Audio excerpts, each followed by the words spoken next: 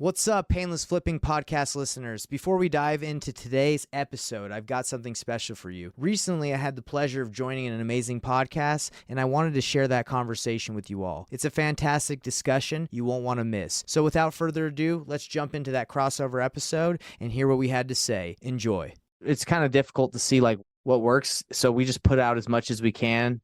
And I believe with consistency and with the right SEO titles, it's going to inevitably grow bigger and bigger and bigger. Most hosts never achieve the results they hoped for. They're falling short on listenership and monetization, meaning their message isn't being heard and their show ends up costing them money. This podcast was created to help you grow your listenership and make money while you're at it. Get ready to take notes. Here's your host, Adam Adams. What's up, podcaster? It's your host, Adam Adams. And today I'm joined with Nathan Payne, and he owns a company, Painless Flipping, the podcast Painless Flipping. And we're going to be talking about what he does, how he does it, and how his podcast supports his business, because he also does coaching and mentoring to help people flip houses. First and foremost, Nathan, what does even flipping a house mean? Just start there. Maybe the listener doesn't know what a house flip is because they've never driven by and seen a house upside down. Yeah, so for me, there's like two meanings to house flipping, right? There's like flipping a contract, flipping, a house, right? Or actually like getting a hammer and flipping a house, like getting a hammer, doing the rehab, doing that. I look at both of them the same, right? Like it doesn't really matter the exit strategy. We look at real estate, we get a property, and we determine the best way to make money. And if that's flipping the contract and wholesaling it, if that's assigning is another word, a lot of people call it assignments, or fixing and flipping yourself like on HGTV. So to answer your question, either one of those. Okay, so HGTV is what we need to be thinking about if we want to know what you do. No, so half of what you do. Yeah, so I teach people how to flip a contract, how to assign a contract. Okay.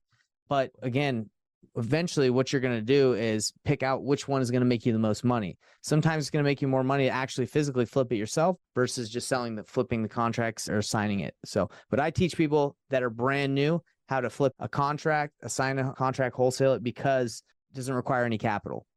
There's this guy, his name is Matt Terrio, and I used to listen to his podcast a lot. Okay. And then I joined a mastermind that he's in. So he's become somewhat of a friend, and he's frequently talks about the difference between a slow dime and a fast nickel. Have you heard that too? I have, yeah. In this case, if you're flipping houses or flipping contracts, like wholesaling a house, why would you choose the fast nickel sometimes? Or why would that make you more money sometimes? Well, some people don't have the luxury to flip five, and when I say flip, like physically flip and rehab 5 properties at a time, right? Because that requires money. So that's the slow dime, right? The fast nickel would be wholesaling it because you have 3 projects or you have 1 project and you need to keep the cash coming into your business. So that's the difference. I've had that happen in my business where it's like, hey, I got marketing spend going out. I would like to flip this house. I just don't have the luxury to do that. I don't have the money. So I need to get the money now. So basically, another way to say it is like you can make a third amount of the money in a tenth of the time. And so in a way, you're making more per hour by wholesaling than flipping sometimes. Yeah. Yeah. Again, it just comes down to what can you do? Like a lot of people overextend themselves and they flip more properties, they rehab more properties than they have the bandwidth to do, and they get themselves in trouble. It's the same thing with people that buy single family properties, right? They follow the Kiyosaki model. They're like, yeah, let me just over leverage myself. I don't have all the money. And if the tenant leaves or destroys the property and you don't have money and it's vacant, you're in trouble. So you just got to be careful that you keep that cash coming in, because cash is what enables the business to keep running. And then you have a secondary business that coaches and supports other people to be able to learn how to make the fast nickel. Yeah, yeah. And a lot of what I teach is like how to get, the fast nickel, because a lot of people, they start in what I believe wholesaling, they start the wrong way. They just go and spend a ton of money on marketing and they're like, let me go find a deal. And it's like, hey, you're jumping past a lot of steps here. Just because you can pay $10,000 on mail, like I did when I first started, doesn't mean you know how to handle incoming leads. Doesn't mean you don't know what price to buy them or who to wholesale them to. So I try to get people to say, hey, look, before you jump into all that marketing, let's make sure you understand the process of finding a buyer. Let's make sure you know what a deal is. Yeah. So that's what I teach people. I did a whole bunch of flipping and all sorts of random stuff, apartments, self-storage units. I did a flip on a mobile home, and I learned that you can't sell mobile home parks that were older than a certain year to a FHA buyer. Yeah. And I learned the hard way. But I also tried wholesaling, and I did it the wrong way. I didn't use your coaching. The painful way, huh? You I did it the painful way? painful way, not the painless way. So we had spent $5,000 a week for 3 weeks. We got one deal out of it. $5,000 a week on direct mail, by the way. To the listener who's wondering, this meant that we did these little tiny postcards that I think cost us like 26 cents each-ish to get them sent out. And we sent out thousands and thousands of these multiple times to multiple people. Yeah. And one person called us back. We got their house under contract. We flipped it. We made $6,000 and then we quit. We never tried it again. We were like, forget that. $15,000 to make $6,000. Yeah. So yeah, I definitely like that for your strategy. You're teaching people how to make the money without spending as much money, right?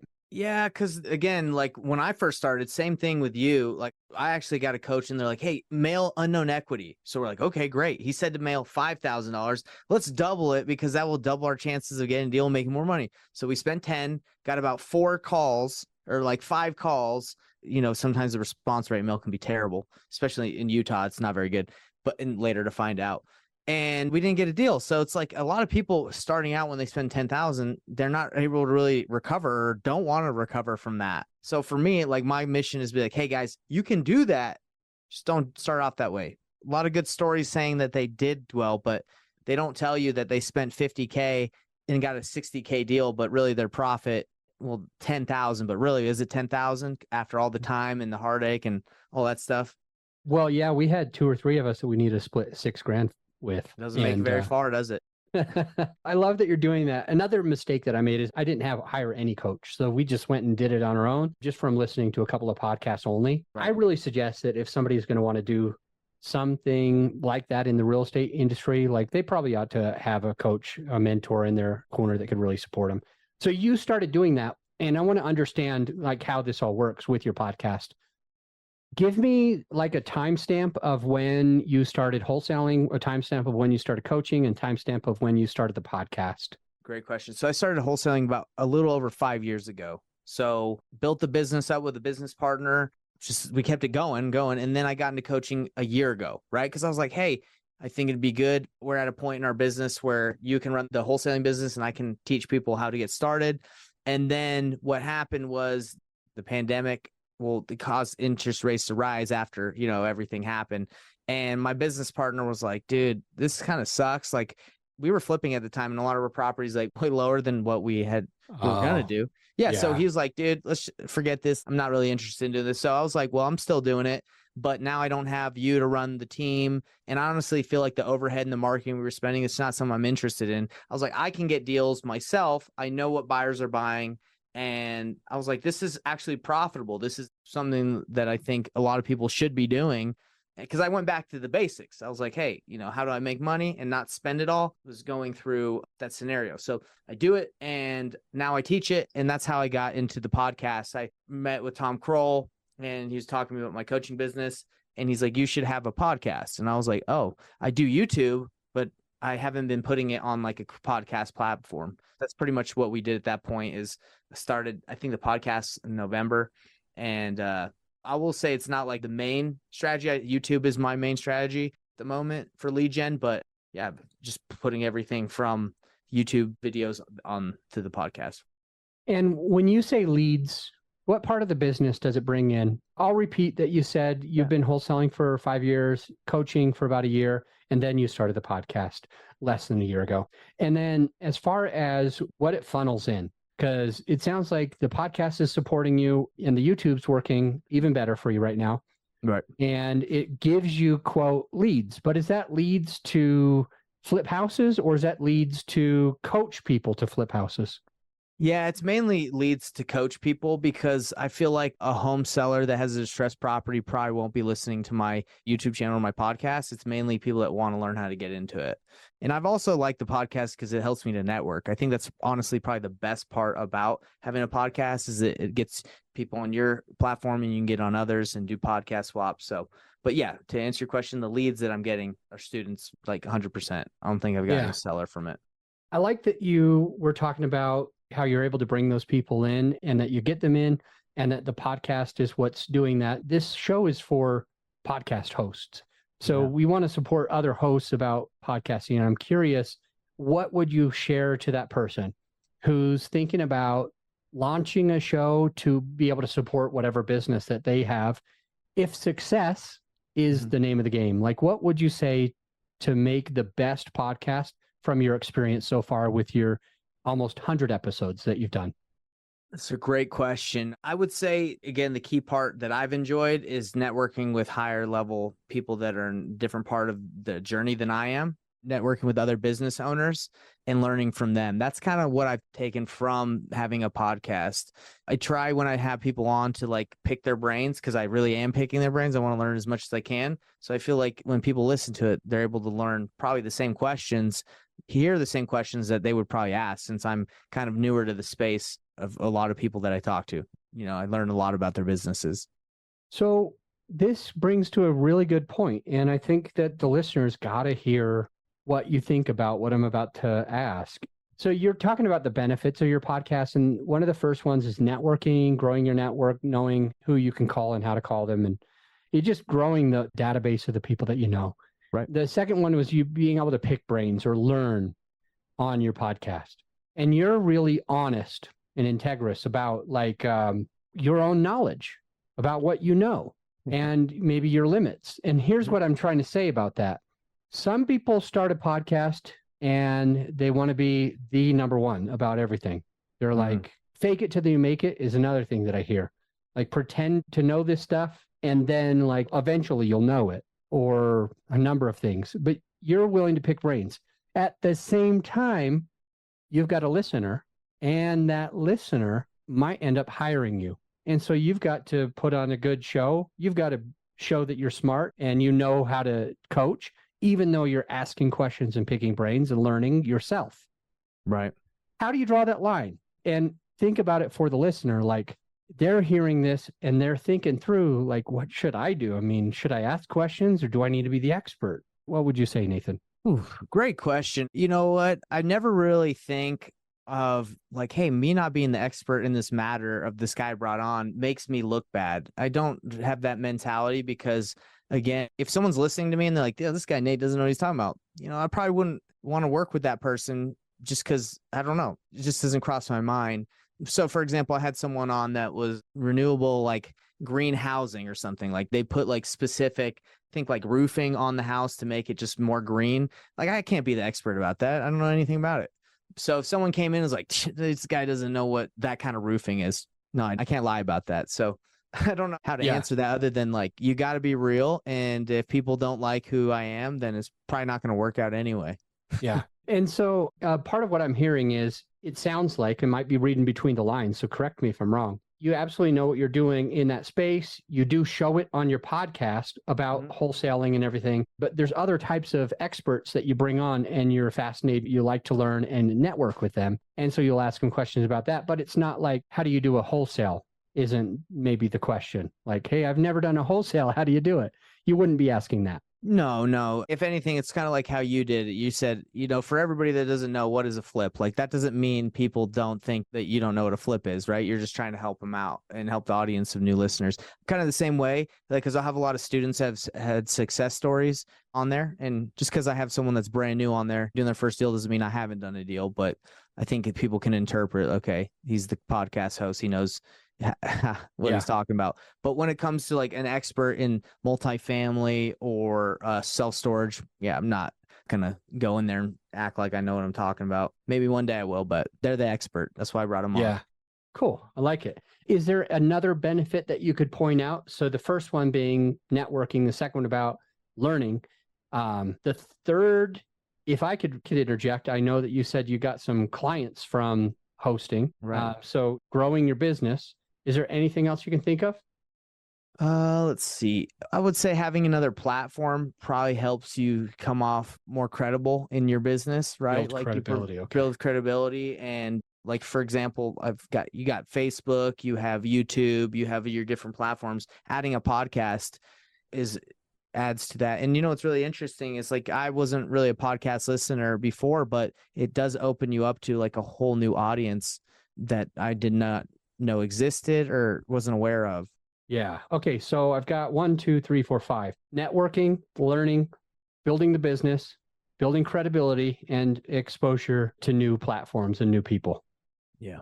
Sweet. Here's another question that my listener probably is thinking about. Probably confused or wondering, like, if your YouTube's working so well, why do you have the podcast? And, like, if your coach Tom, for example, if the podcast isn't working as well as the YouTube right now, would you not say, hey, Tom, I should just stop the podcast? So I want to understand, I'm hoping that there's something valuable to the listener. Like, Yeah, why do you have both platforms? So everybody I have on my podcast, I do a video, I record it as video and audio. So it doesn't take away any time for me to have a podcast platform. Yeah. So yeah, and the way I ask the questions, really the only difference is like you can see the video, but audio goes over the podcast. So that's why. Now, if it was like, all right, you got to make video content and then you got to go specific audio and you couldn't do them together, then I would probably be like, well, I have to determine how many I can do a week, how many I can do a month. Is it worth my time?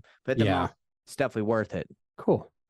Right now, it's definitely worth it to have both. Is that correct? Yeah, because it does it at the exact same time. Yeah. Nice. And it adds more credibility, more exposure, more growing the business than you could if you were just doing one platform alone. I believe so, yeah. How did you pick your microphone and just the studio equipment that you use? And has it changed along the way? So you've had the podcast a little less than a year. And did you always have the same microphone? What made you decide on that? And give us a little bit on the equipment that you use. Good question. I got the Shure mic, and I asked one of my videographers, like when I first started doing video, like what's a good mic to have. So I actually got it for video and just worked out that it sounded good. So that's how I picked the mic, just asking someone that was experienced. And the equipment, I have a webcam. Obviously you can get better video footage, but yeah, that's kind of what I got right now. I'd like to ask you more info on the YouTube channel. So, yeah. Do you use a green screen? No, so I don't. I either film it in here or I go film it anywhere, outdoors at houses we're flipping. Okay, that's cool that you do it at the house flips too. Those end up being the podcast and you're doing it at the house that you're flipping? So the podcasts are kind of something like me and you were doing where I would have someone book a schedule, like a call, a podcast, and we would just talk about it. And it would be here at the studio. Or if I just not happen to be in the studio, it would be by my laptop. But yeah, YouTube's like pretty much in action. I try to do most videos of me doing things. So anywhere. So in that case, the YouTube doesn't become the podcast also. In that case. Okay. Yeah, in that case. So most of the YouTube are like educational videos or me showing you like implementation. But then I like to do interviews or student success stories that I do broadcast on both.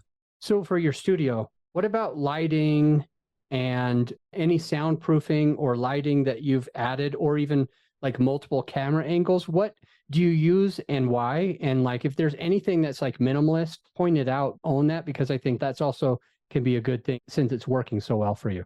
Yeah. So for the lighting, I got some lights off of Amazon. Do you want to see them? No, because most of my listeners are only going to be able to hear it. They're going to be like, wait, I can't see it. What does it look like? They're going to be mad at me. So I used just a couple lights that I got from Amazon, again, from the videographer. I said, hey, can you help me set this up? And usually they can see the camera and they can see the lighting and they say, move them this way. And that's how I got that set up. And then for soundproofing, I got moving blankets. I heard that was like a cheaper way to do it. So I have some moving blankets around at the very edges of some of the walls. Cool. And so what about like a window? Do you cover the window or do you leave it? I specifically work do my studio in an office that doesn't have a window. Okay, cool. And as far as when you are recording, is it Did you say you did it over Zoom, or does someone come into your studio? It depends if they are local. If they're local, I'll try and get my videographer involved where she can just do it on her camera, and we can do it in the studio or anywhere else that we want to shoot. And if it's virtual, like we're not in the same area, we would just do it over StreamYard. Cool. And then as far as like what you think makes a successful YouTube video, if the listener is thinking, well, I definitely want video for what I do, what do they need to do in order to have success through it? Because it sounds like you've gotten some good success through the YouTube part. And like for me, I don't even pay attention to my YouTube. I focus everything on my podcast, on the audio experience. So what are you doing? What did you do to get so successful on your YouTube channel? I wouldn't say I'm like the most successful YouTuber out there yet, but I would just say consistency is what I've learned. Also, I've learned like the SEO model, like of trying to make titles that get searched. So, because my SEO right now, a lot of the titles I made a while ago are actually growing now, finally to get in search and getting on the search, like the home tab for YouTube. I had to learn a lot. I've hired a YouTube coach to kind of teach me the ways of what to do. YouTube is interesting, like you would think like some stuff that would hit and get really good results doesn't, and sometimes stuff that you're like, let's give it a shot. Like it's kind of difficult to see like what works. So we just put out as much as we can. And I believe with consistency and with the right SEO titles, like it's going to inevitably grow bigger and bigger and bigger. So you mentioned that you hired a YouTube coach. I'm going to just take a moment here. I wanted to lose some weight. I got my dad bod and it just totally looked like, whatever. And there came a day that my son was like, oh, your fat belly. And he was basically making fun of me in a kind way. Yeah, and I'm like, you really think I'm fat? He's like, yeah. And I'm like, I don't get it. But I started to try a few things just on my own, Nathan, just like the mistake that I made when I spent 15 grand to make 6 instead of hiring a coach. I did the same thing, but with my health. And so I was like, all right, YouTube told me about fasting. YouTube told me about this. I went to CrossFit. I tried all sorts of things. And sometimes I would like lose some weight and then gain it back plus more. And other times I would lose weight, just crazy slow. And other times it would just seem like nothing was working. Or I would lose weight, but it was just that my muscles in my arms were getting smaller and looking thinner, but my belly was getting bigger. Right. And so there, I got desperate. I was like, fine, I'll hire someone. So I hired a coach and I ended up getting down to 6-pack lean and I feel way better. Now I'm healthier, I'm faster, and I've got some better habits in place around health with what I eat, what I drink, and what I do movement-wise. So I love with what you're saying. We've already talked about like a wholesaling coach will make it so you spend less. Let's just say we use you. You spend a lot less on marketing and you're still able to make good money and you're able to do it quick. Right. Same thing with YouTube. I tried it on my own. I tried YouTube my own. I'm like, can't really figure this out. So it's not a big deal. I'm not even going to worry about it. But you did something different. You hired someone to support you with that. And I think that helps us to think about, can I really do it on my own? Or is it really worth it to do it on my own?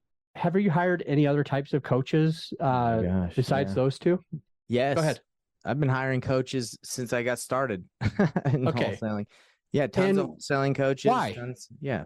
Well, it's time, right? It's time or speed. You pay for speed, or not, you can figure it out with time. And I know that there's, the opportunity costs, right? You might be saving money, but you're also losing money. So, but you also got to be careful with coaches too, because sometimes you're over leveraged and you think like, hey, let me get this person to tell me what to do. And it's like, well, you're just doing too many things right now and you're not going to be successful doing any of them. It doesn't matter if this person gives you the sauce.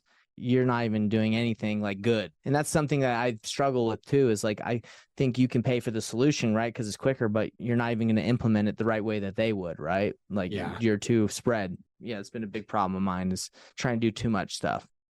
So they say that no man can serve two masters. I think that's a Bible verse or something like that. Yes. They also say, if you try to chase two rabbits, you'll catch none. Yeah, exactly. And certainly, when I was trying my wholesaling and lost some money, A, I didn't have a coach. I didn't know you. C, I was doing it just on my own. And D, and this is what part makes it the worst, I was also flipping mobile home, self-storage, houses in this state, houses in this other state, managing all of these different crews, starting a lending business and running my podcast and I had kids, and I could just go on. I'm already stressing myself out, but I wasn't doing just one thing. Right. I was doing dozens of things. And just in real estate, I didn't have a niche. I was trying to be an opportunist and chase shiny objects. So have you seen like this type of example, what I'm saying about me chasing shiny objects and not being able to get a whole bunch of results? Have you seen anyone else in Utah where you live, or people that came to you for coaching and they were trying to do something different, like when they're trying to do too many things at once? I think that's the downfall of everyone, even myself included. Like, I've recently been able to kind of narrow down what I do in my personal life to be focused with my family. Yeah, it's just how it is. Like, you think there's so many opportunities out there, you want to chase them all, but then you realize you're losing out on a ton because you're spread too thin. So it happens to me, it happens to people I coach. I bring them in and they're like, hey, yeah, I appreciate you teaching me this, but I also signed up for this. And I'm like, whoa, you're signing up for that. You're not going to be that successful with what I'm telling you. You're doing that. So it's tough. There's so many books about it. What is that? The One Thing. Yeah. There's what is this? Free to Focus. It's just everything is like, hey, I have ones called 2X, 10X is easier than 2X that I just read. So many, it's just like, hey, just focus. It must be something a lot of people struggle with because there's a lot of books out there about it. Especially people that are born entrepreneurs. Because if you're a born entrepreneur, somebody like that is typically not too afraid of failure. They also believe that they can handle anything because they've done pretty well in their life. And furthermore, they're more likely to see the possibilities than they see all of the drawbacks. They'll chase a lot. That was me. That was me trying to do all of the things. And I guarantee if I would have just done wholesaling and hired a coach, I probably would have been a lot more successful than if I was trying dozens of things all at the same time and just like half-assing it. You need to full-ass something if you want to be successful. No, you don't want to go half-fast. You want to go you want to go full speed. Yeah, I'll just tell this really quick. So I was on a mastermind and I was on a call and someone was talking about, hey, we're getting into software. And they're brand new into software and they came from real estate background. And like, personally, I know I'm like, whoa, you're getting into software. Like, that's a full blown thing. Cause I market, I also went too many. Like when I first started, I'm like, oh, affiliates are great. Let me give everyone every affiliate that I've ever known for. I'm bound to get some people to sign up, right? You got PropStream, you got Batch Leads, you get all these, like, let me just tell people about all the things they can sign up for. And I barely got any. Now it's like I talk about one affiliate, one or two, and those are the ones I talk about, and I get way more signups, right? So it's the same thing when they start talking about software. I'm like, hey guys, good luck. It's a whole different business. Not only do you have to build a software, but you have to market that software. You have to get people to use it. So it just seems to be something everybody goes into. They want the shiny penny, the grass is greener. They think it's easier, and I'll say one last thing. I got into coaching not only because we were doing the wholesaling business and I could, but I also thought, maybe it might be a little bit easier. It's just different thing. It's still the same. You got to work really hard at it. I like that. Whatever it is, you got to work hard at it. You got to put your head down. And like your coach, what is his name? Tom? Yeah, Tom. Tom Kroll. His big thing is the rhino that just puts their head down and charges, right? That's right. So if we can be more like that rhino, put our head down and just focus, we're going to be successful in whatever we do. And that includes if we're launching a podcast. And the topic that we've been talking about focus can be really helpful on a podcast as well. When we're chasing two rabbits, we catch none. No man can serve two masters, etc.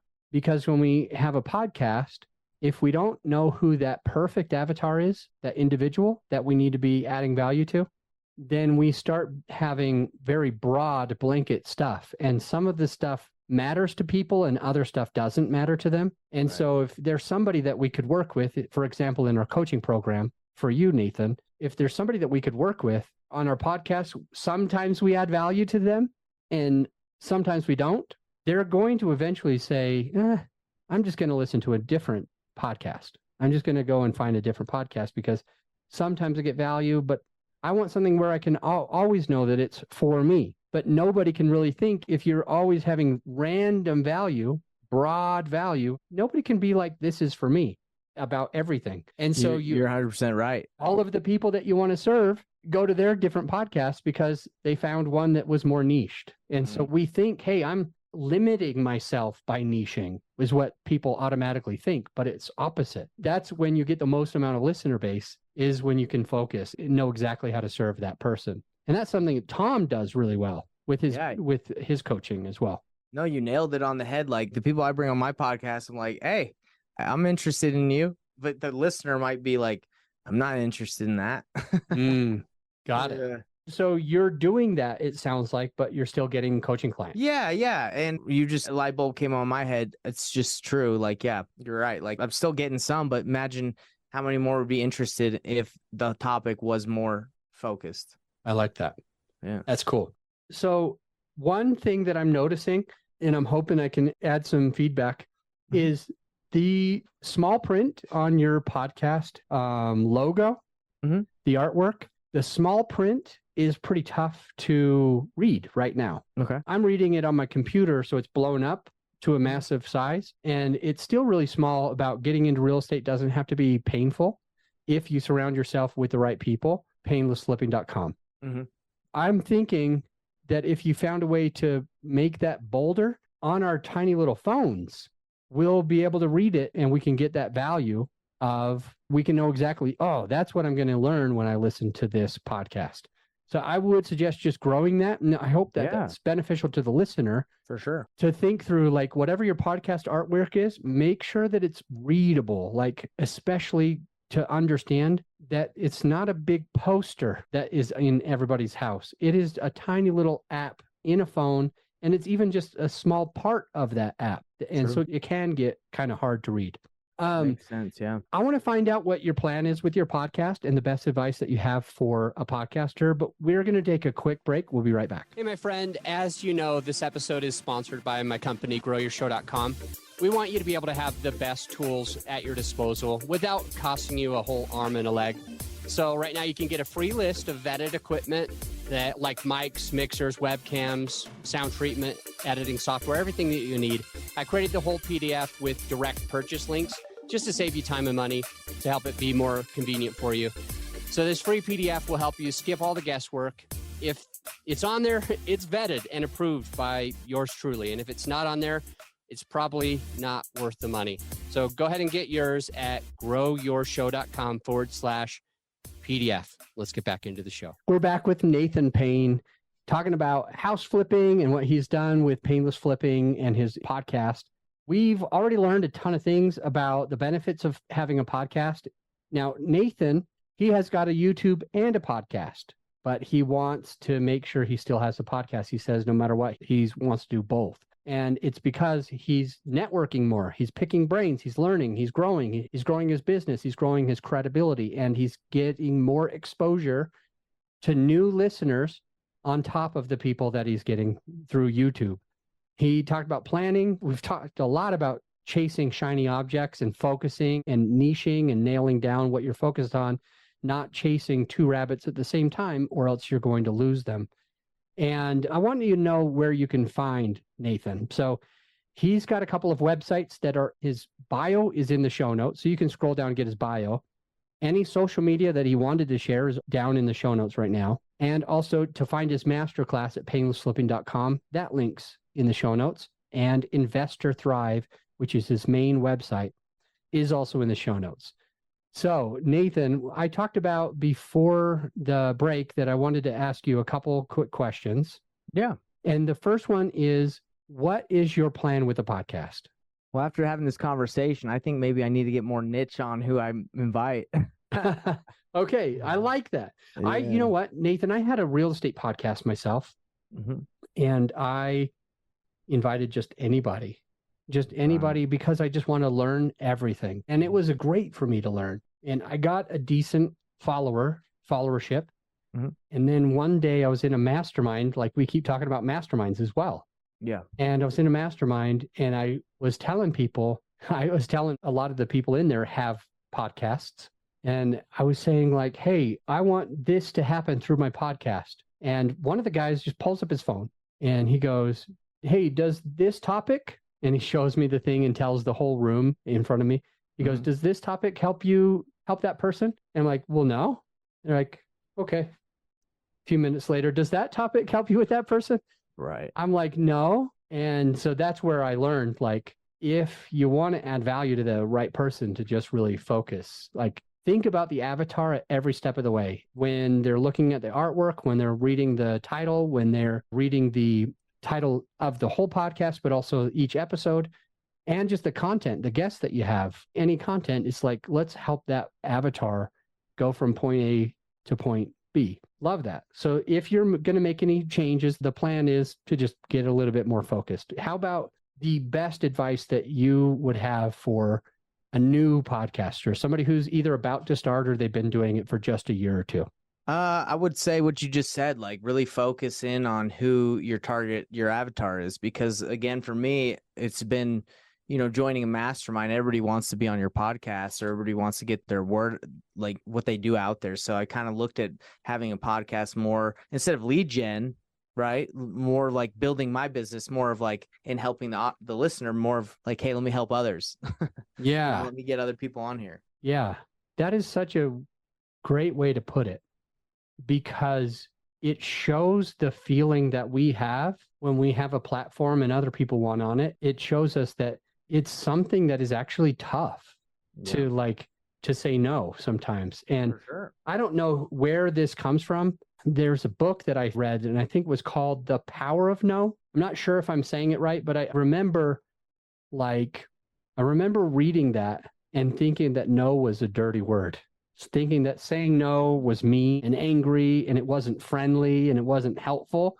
And learning the power of no, I wish I could recall who wrote the book. I should just pull it up, pause, pull it up, and restart. But the point being that it was then that I started using no, and I'm not good at it yet. I'm not great at it. Nathan, I can tell you work out.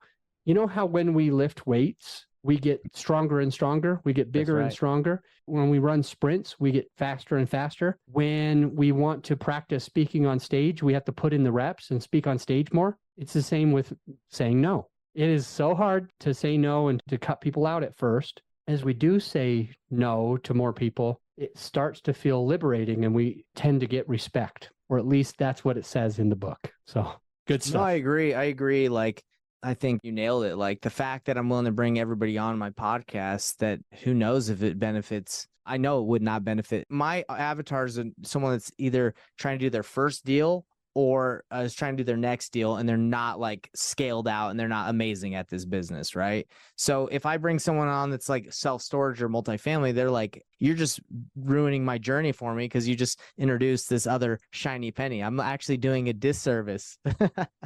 Yeah. Oh, there's this guy. Have you heard of Matt Terrio? I have, yeah. Okay. He's in the mastermind that I was telling you about. So we're in Leadership Boardroom, it's called. Anyway, Matt, I would say one of the best things he does on his show is he always talks to the avatar. And there's this guy named Dave Ramsey. Have you heard of him? Yeah. Okay, Dave Ramsey's, he's got 4 things. He's got 4 things that he ever says. That's it. Yeah. This guy, True. How boring would it be to have like 7,000 episodes and to only talk about 4 different things ever? Yeah. He knows, he gets the audience. He knows who he's talking to. Yeah. So I love where this is going. If we want to be truly successful, we got to stay honed in on who we serve and how we serve them. Good stuff. Powerful. If you're listening, go check down into the show notes. Nathan Payne's information is there, the Painless Flipping podcast. You can click on that and go subscribe and check out, how do I start making money without having to spend a whole bunch of money? Or you can check out his masterclass, painlessflipping.com. That link's in the show notes, or just check out his main website. Nathan, thanks for jumping on. Thanks for adding value, being vulnerable, being honest about what's going well and what's not.